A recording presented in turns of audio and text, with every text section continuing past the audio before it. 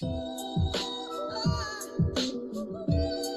you look at HARP represents a high-frequency active auroral research program by military. The Pentagon of the United States holds the original patents, which is Tesla technology.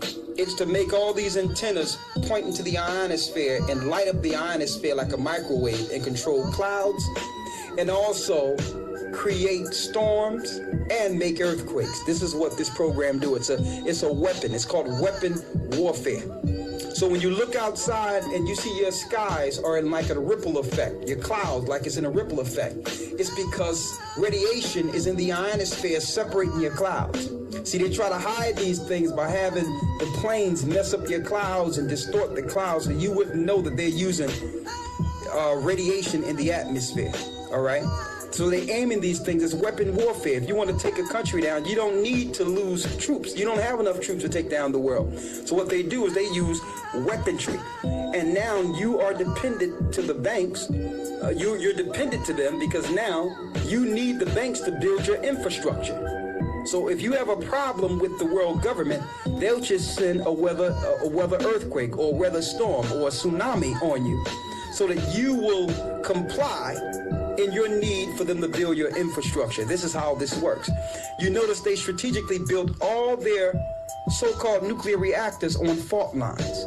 Why would you put a nuclear reactor, really a bomb, that's what it is, on a place that's known to have tremors and earthquakes? It's volatile.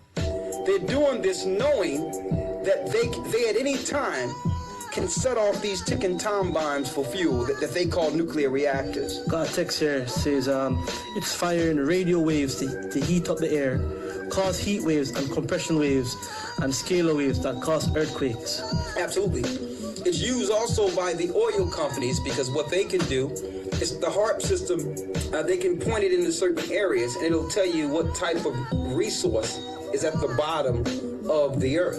So if it's iron or if it's copper or whatever it is, it comes back, it bounces off the ground, and a certain tone will come back to let them know what's under the ground. If there's oil there, they can use that. See, this is a way that they can actually go into finding out where the oil is without drilling.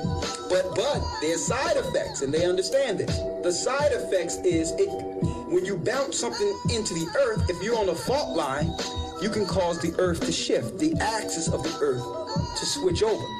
Now, they'll wait until the moon is close because they look out at the stars, and they'll know when everything is aligned for a certain disaster. So they'll see the moon at a certain distance, and then immediately after that, they'll have the HARP system shooting billions of watts into the ionosphere to cause natural disasters. So this is how they work these things. So if y'all didn't know, and it also works with your what you would call your chemtrails. These are all military actions to bring forth a one world power.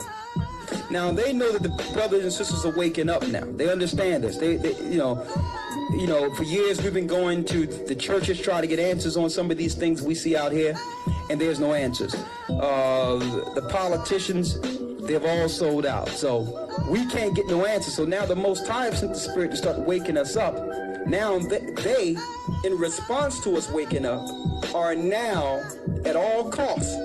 Listen to me clear, brothers and sisters. Now it's an onslaught against the people. They don't care if you know what they're doing because their time is short. They understand we're waking up and we're not complicit anymore. So they're ramping up their destruction of this earth and the downfall of God's people. Now,